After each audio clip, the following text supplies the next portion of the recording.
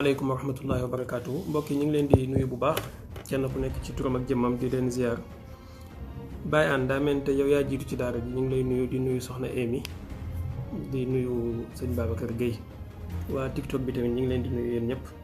alors xam naa dañu nekk ci jamonoy gàmm donc wax dëgg yàlla on va essayer de parler un peu ci gàmm mais dafa am lu ma leen di ñaan ngir yàlla dafa am benn sujet boo xamante ne wala benn façon boo xamante ne ni bëgguma ñu dellu siwaat ci mooy cette fameuse redondance bi nga xamante ne moom la ñu yàgg di def chaque année ndax gàmmu sunna la ndax gàmmu bidaa la sincèrement je voudrais bu ngeen ma ko permettre loolu dépassé nañ ko ñu bàyyi ko ñu wax ci leneen maanaam même bu ñuy wax ci gàmmu ñu waxee ci beneen anam bu dul nekk di wax ndax gàmmu sunna la wala gàmmu bidaa la man pour man je considère que loolu xabaru kaana la faata wamaat voilà donc vraiment bëgguma dellu si waat ci benn ay argumenté ndax gàmmu sunna la wala gàmmu bidaa la li ñu jot a wax yépp ci année yi ñu génn depuis 2000 nangam ba fii ñu tollu tey képp ku mu doyul ci mu xam ne gàmmu sunna la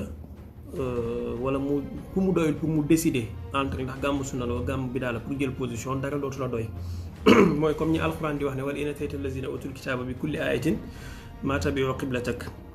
alors d'abord balaa ñuy commencer am na ñoo xamante ne ni posé nañu ay questions ci chat bi dinañ ko xool après incha allahu taala ñu jéem a traité yeneen thèmes yi. maa ngi nuyu mbokk yi mujj ñëw itamit sëñ Aliou Badara maa ngi lay nuyu soxna Umul Bachar soxna Umul Xayri Saw maa ngi lay ziar bu baax a baax di la màggal. donc on va di kontaan lool ci seen teewaay yéen ñëpp xam naa ne comme niñ ko waxee gàmmu dafa bëri ay anam dafa bëri ay façon nañu fexe kenn ku nekk ci ñun mu gàmmu ci ni mu ko mënee yonentu bi sallallahu alayhi wa sallam su koy nit di màggal duut rek daf koy màggalee ci barab wala ci jotaay wala ci kii waaye mën na koo màggal ci mbooleem xaal yi ak ci mbooleem anam yi naka noonu yi tamit mën na koo màggalee ci ay kàddoom mën na koo màggalee ci ay jàngaleem comme ni nga xamee ne noonu la ko suñu mag ñi doon defee yàlla na leen yàlla fay yiw mais permettez-moi ma commencer ci yenn ci sujets yi nga xamante ne ni posé nañ ko en attendant aussi bu fekkee am ngeen ay sujets yu ngeen di posé qui ont rapport avec le gàmmu mais s'il vous plaît que ça ne soit pas ndax gàmmu sunna la wala bidaa la et on pourra développer insha allahu taala bu live Facebook bi weesoo peut-être 40 minutes wala 1 heure de temps on peut raccrocher ñu ñëw ci TikTok bi parce que TikTok bi comme moom du enregistré mën nañu permettre mbokk yi ñu yéeg ñu poser seen question wala ñu def seen intervention s'il le désire insha allahu taala bu Facebook bi moom dafay xaw a sant si sa wax dëgg moo tax bëgguma muy gudd trop. alors pour mbokk yi doon poser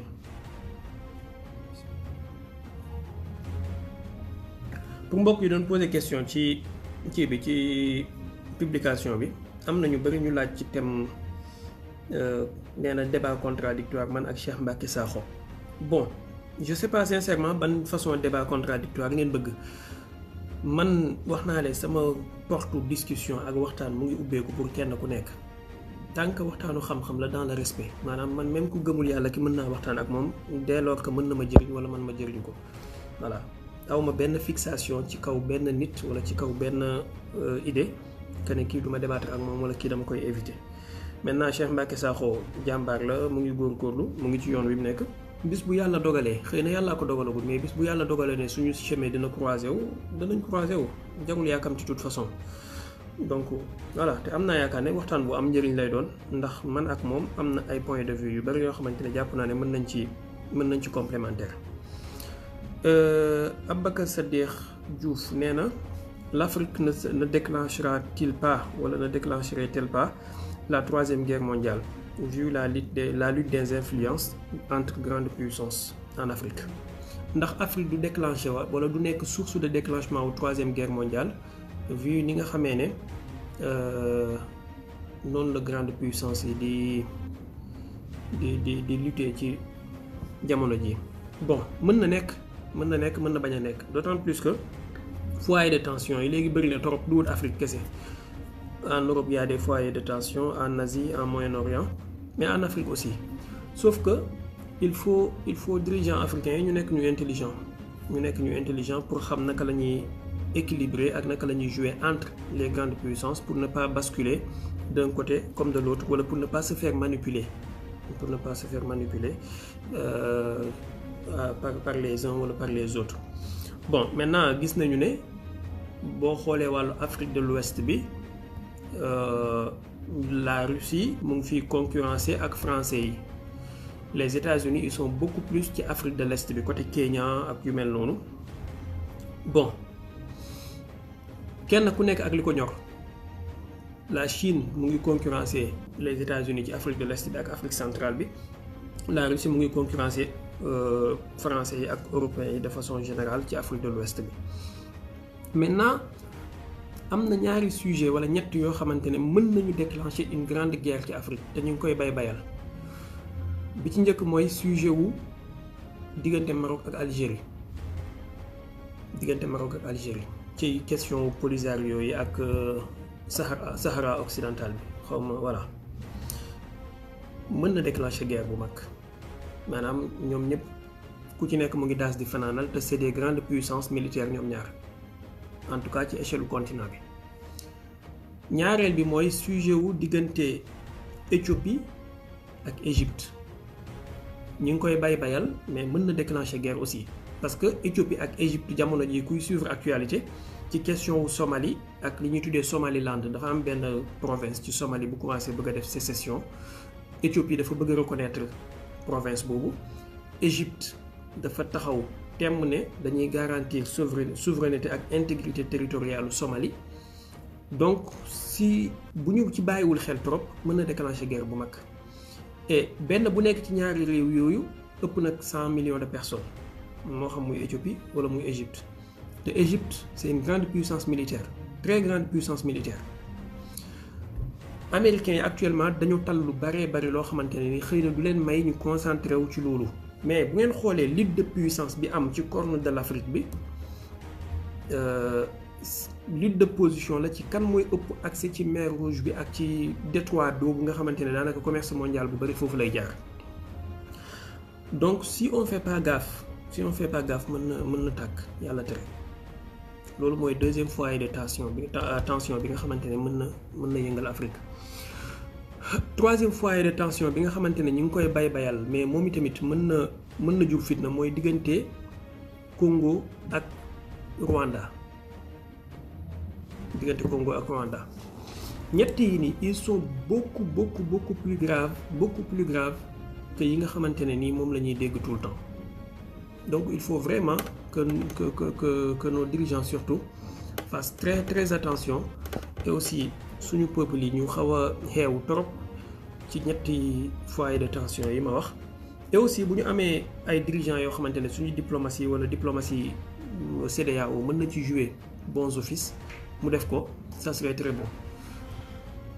Alors léegi nag li nga xamante ne nii moom mooy pour problème bi nga xamante ne moom la Moyen-Orient yi di dund wala asiatique yi di dund moom tamit mën na déclencher guerre mais européens yi ak américains yi guerre boobu arrangé wul leen parce que client bi ñu nar a am Moyen-Orient actuellement il est beaucoup plus redoutable et beaucoup plus féroce que client yi ñu daan am mooy Iran.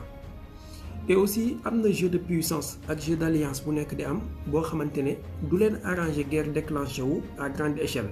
Donc li leen di arranger rek mooy ay guerre de sabotage, guerre d'attrition wala chaos général. Mais guerre boo xamante ne frontalement dañ ciy engagé wu xam ne ils sont en guerre comme ils l'étaient avec l'Irak et Afghanistan, ça va pas les arranger. Donc actuellement bu ngeen xoolee Iran ba léegi mu ngi noppi répondre gul ci li ñu def ci biir territoire am avec le chef du Hamas.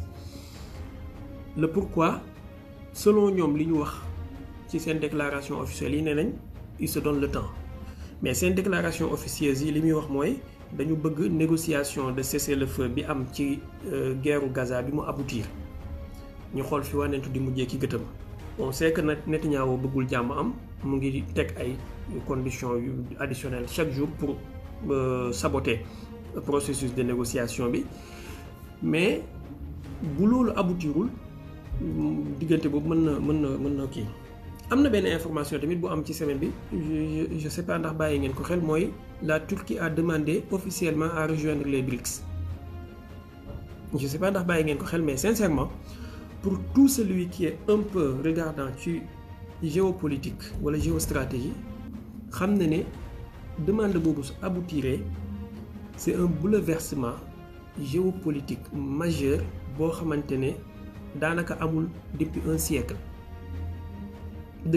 je dis bien maanaam demande de Turquie rejoindre les BRICS su aboutiré ce sera un bouleversement géopolitique majeur boo xamante ne amul depuis un siècle pratiquement.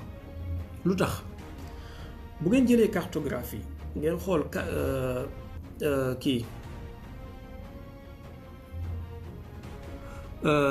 bu ngeen jëlee cartographie ngeen xool fi Turquie positionné wu. D'abord Turquie dafa am ay spécificités yu bari à la fois historique et géopolitique géostratégique géographiquement sax ndax dafa nekk réew boo xamante ne dafa nekk entre deux continents Europe ak Asie. ñaareel bi mu nekk pays boo xamante ne dafa am histoire ci wàllu empire mooy empire ottoman nga xam ne c'est très récent comparé ak les autres empires et les autres civilisations.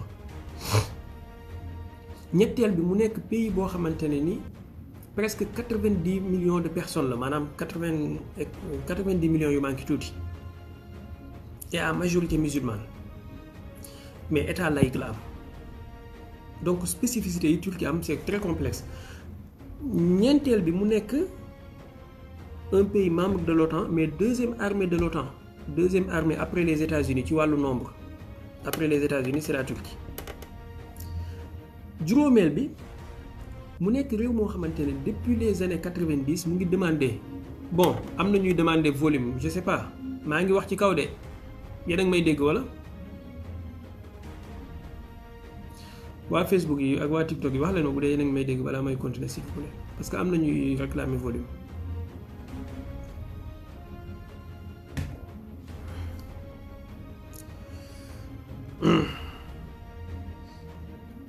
Ça risque d'être très grave parce que c'est bon voilà nee nañ volume bi baax na donc yéen ñiy demander volume s'il vous plaît augmentez vos téléphones un peu yokk leen seen volume téléphone yi.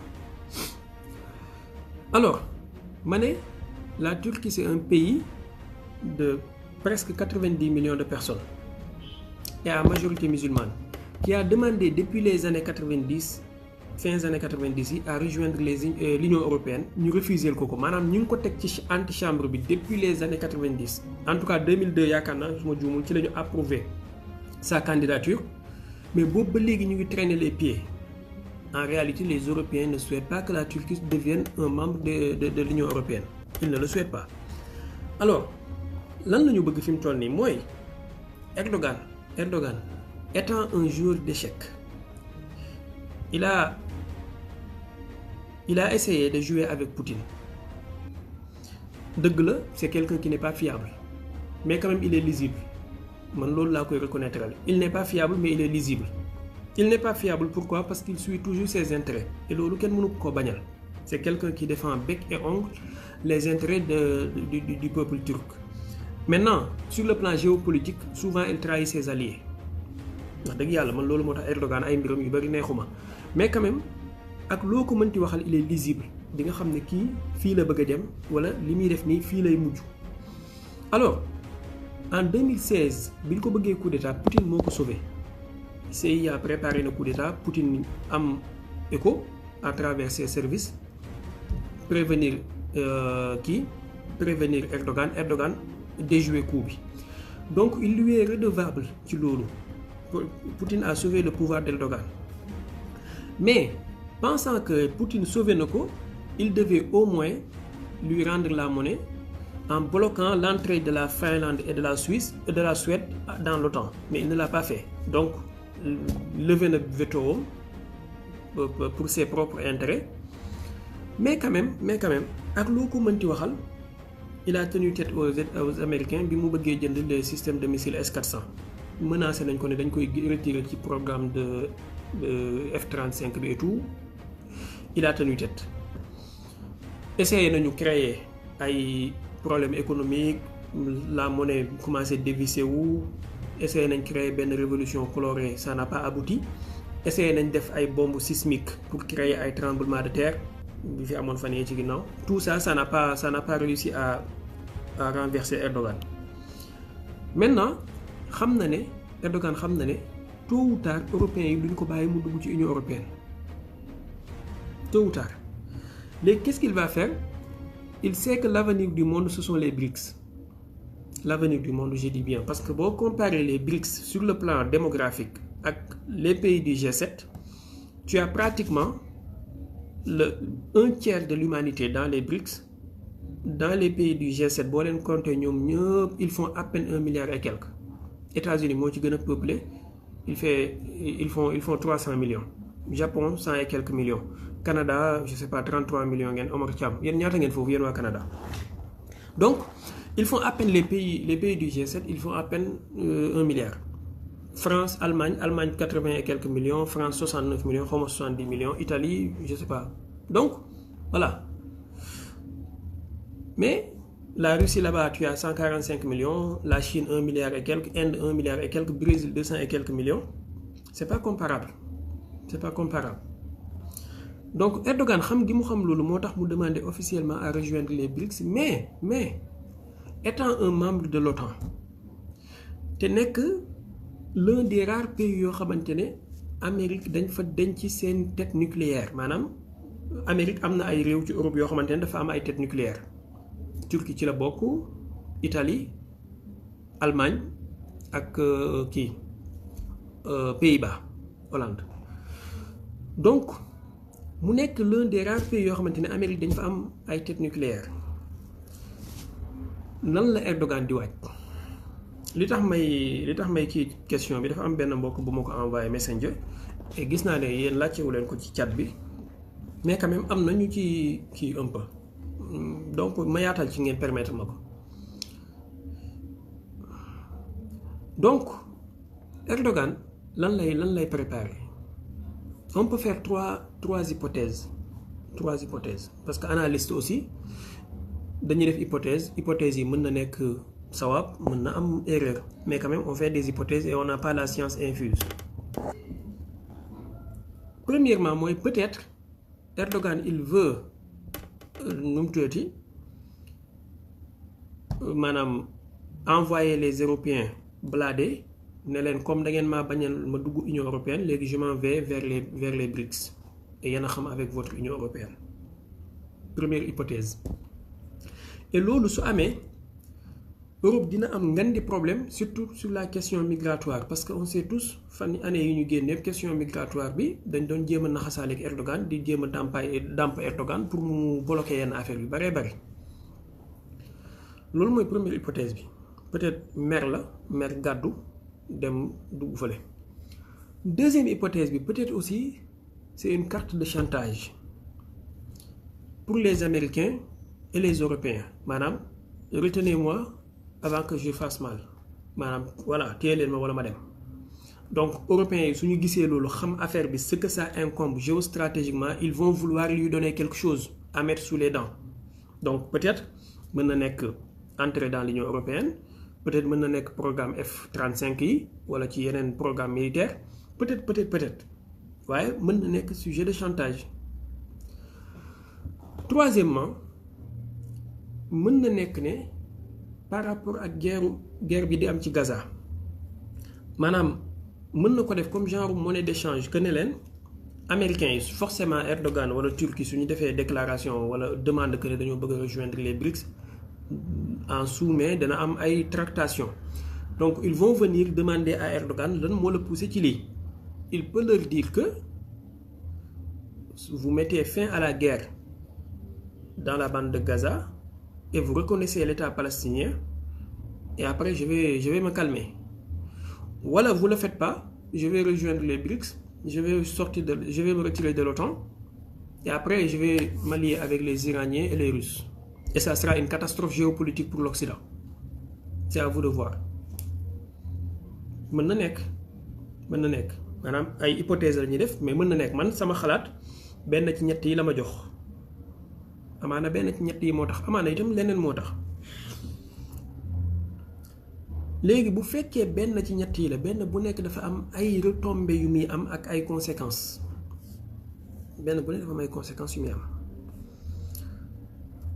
peut-être nañu bàyyi conséquences yooyu avec le temps ou si vous avez des idées vous aussi mën ngeen ñu ci aider mais al ayaamu wal layaali nous dirons lenn lu nekk nan lay doxalee.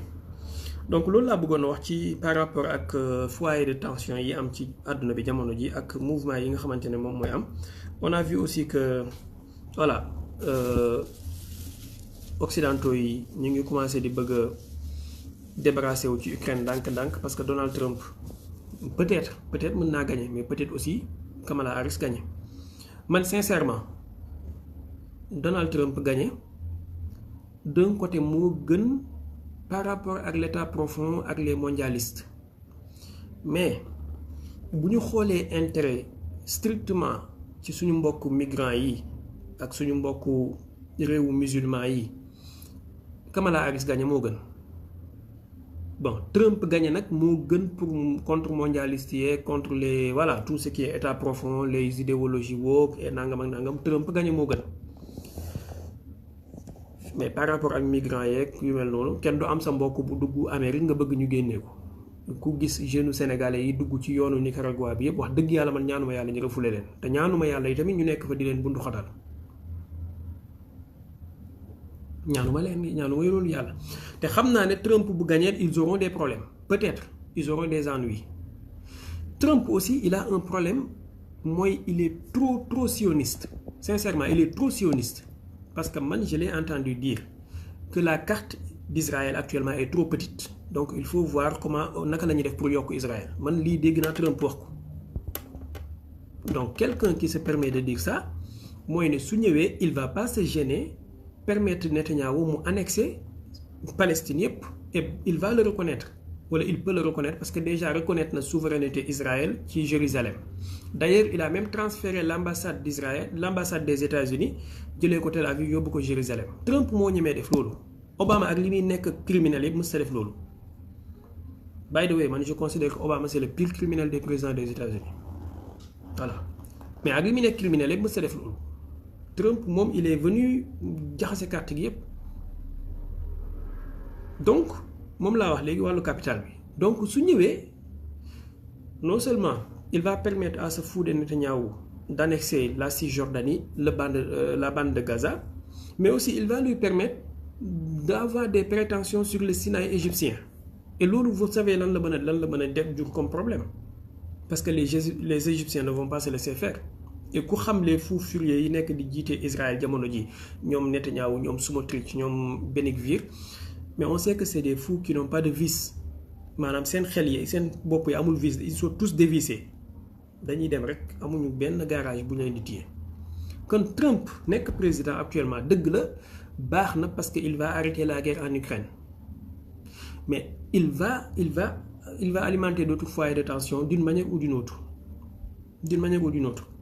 Ñettel bi moy est-ce qu'il va arrêter la guerre en Ukraine? C'est pas encore sûr parce que actuellement l'état profond étant dans une débandade totale ñu ngi pousser Ukraine mu nekk di def ay erreurs ak ay provocations yoo xamante ne li ñu bëgg mooy pousser la Russie jusqu'à ses derniers retranchements pour que Poutine réagisse de façon violente de sorte que même Trump su ñëwee il lui sera très difficile voire impossible de régler la question diplomatiquement. J'espère que yéen a ngi xam ne may wax donc dañu bëgg a jaxase carte gi de sorte que Trump su ñëwee même su ko bëggee lijjanti du mën a nekk. Maintenant, arrêter la guerre en Ukraine, c'est bon, mais il va alimenter la guerre en Israël, il va alimenter encore une guerre économique avec la Chine, qui a fait question Taïwan. Mais nous, comme je l'ai dit un jour, le Parti démocrate et le Parti républicain aux États-Unis, ce sont les deux mains du diable. C'est la main droite et la main gauche. Voilà, ben bu nek amna liggéey bu muy def. Kamala Harris, Poutine wax na de façon ironique bien sûr semaine bi xawma barki dé mu néna moy il soutenait Kamala Harris parce que néna bon xam ngeen Poutine dafa rétan lu quand même néna Kamala Harris vu qu'elle rit très bien et elle a une façon de rire très contagieuse Donc ça montre que tout va bien chez elle, quoi. Donc ça va bien. Autrement dit, ça ne va pas dans la tête. Voilà. En tout cas nañu xool benn weer moo ci des ñu xam fan la wanent di mujjee ci gëtam. Gis nañ itam ci wàllu Sénégal, le président du Sénégal Bassirou Diomaye Faye hafizahullah def na déplacement en Chine, def na déplacement ci yenn réew yi, France notamment, mais dafa am lu am solo ci déplacement en Chine. Mooy apparemment ñaari xale yi nga xamante ne ni ñoom ñoo gagné woon concours général bi daf leen a yóbbaale ci voyage bi. En tout cas xawma lan mooy propre voyage boobu, mais geste boobu man geste bu ma rafetlu la, et j'ose espérer que wutal na leen fa école, placé na leen fa pour ñu jàng. Mahathir bi muy développé Malaisie façon méthode boobu la jëloon, wax dëgg yàlla c'est à saluer. Voilà, c'est à saluer. Yal na yàlla dimbale ko, dimbale Sénégal ak sénégalais yëpp fu ñu mënti nekk ci kaw suuf.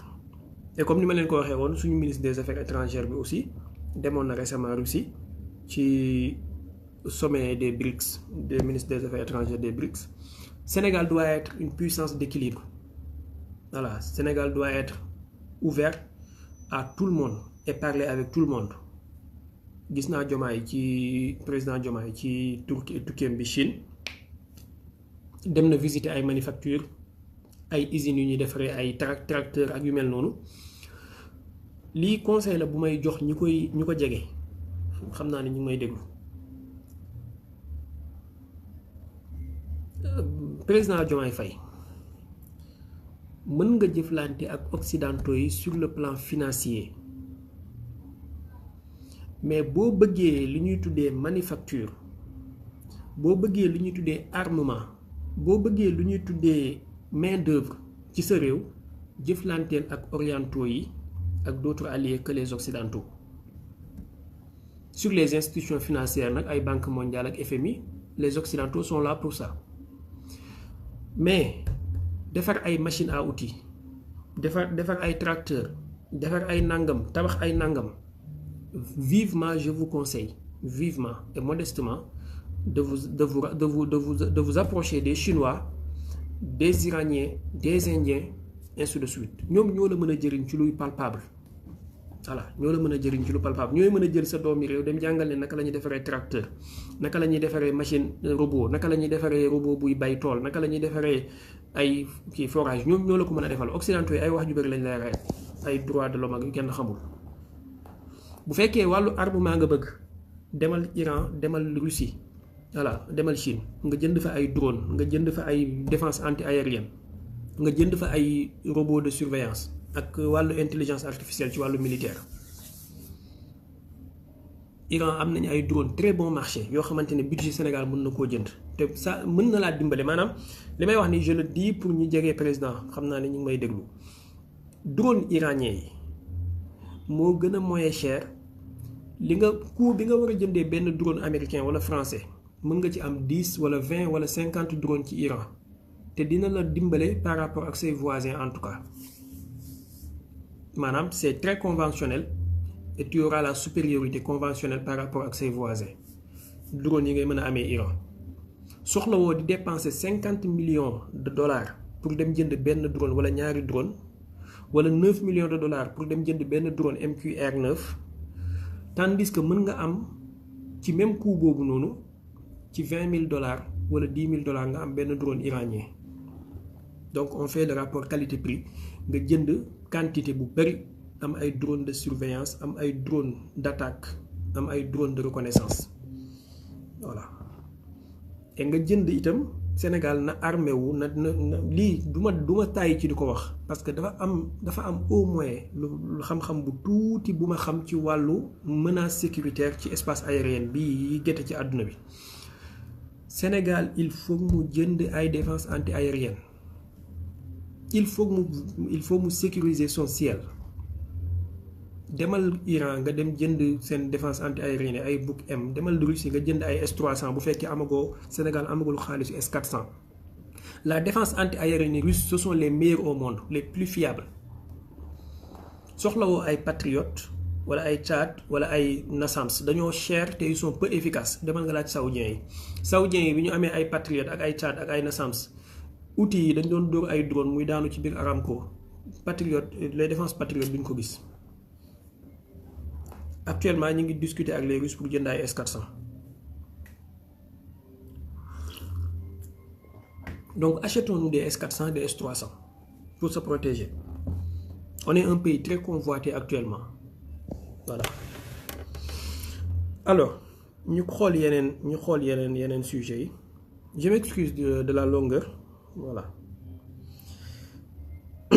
Kii nee na Khassim Ndour, faut-il considérer nos grands érudits comme des intellectuels aguerris ou comme de simples hommes de Dieu pour mieux conserver et bénéficier de leur héritage? Comment en tirer profit? Comment tirer profit de leurs œuvres?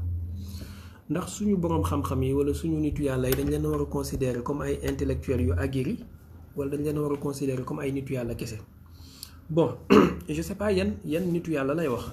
Bu fekkee suñu adjectif possessif la bon balaa may ñëw ci lii défense anti-aérienne amul benn bu infaillible même Maison Blanche seen défense anti-aérienne infaillible. Quand je parle de fiabilité ça veut pas dire infaillibilité. Voilà.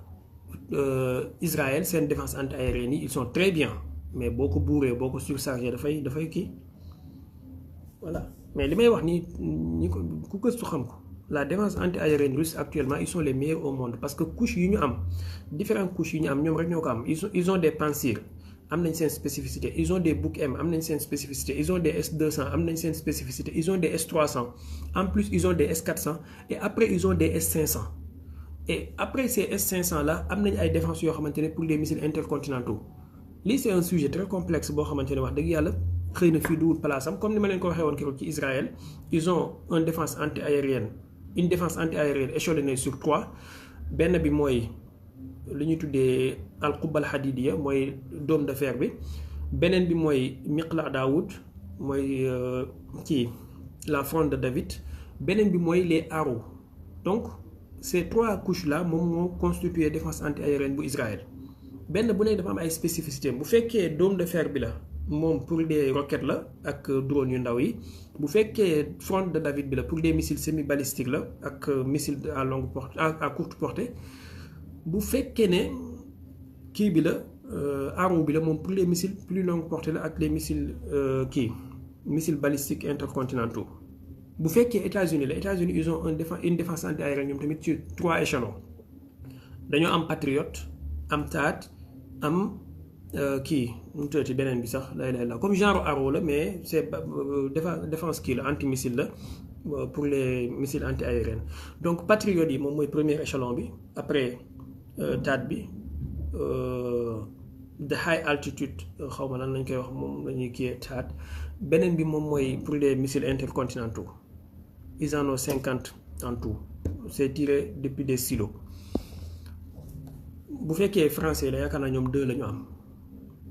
Voilà, 2 je crois xawma benn. Mais russe rek ñoom ñoo am couche yi ñu am nii yëpp. C'est très complexe en fait. Mais loolu ça ne veut pas dire infaillibilité. Ça ne veut pas dire infaillibilité. On peut continuer si vous voulez mën nañ ci jàpp bés ñu waxtaan ci man je m'y connais un peu ci wàllu stratégie militaire ak les armes et tout xam naa ci parce que dama ciy gëstu lu bari et dama ciy lire lu bari itam donc am na lu ma ci xam tuuti. Duul sama domaine de prédilection nag mais am na lu ma ci xam tuuti.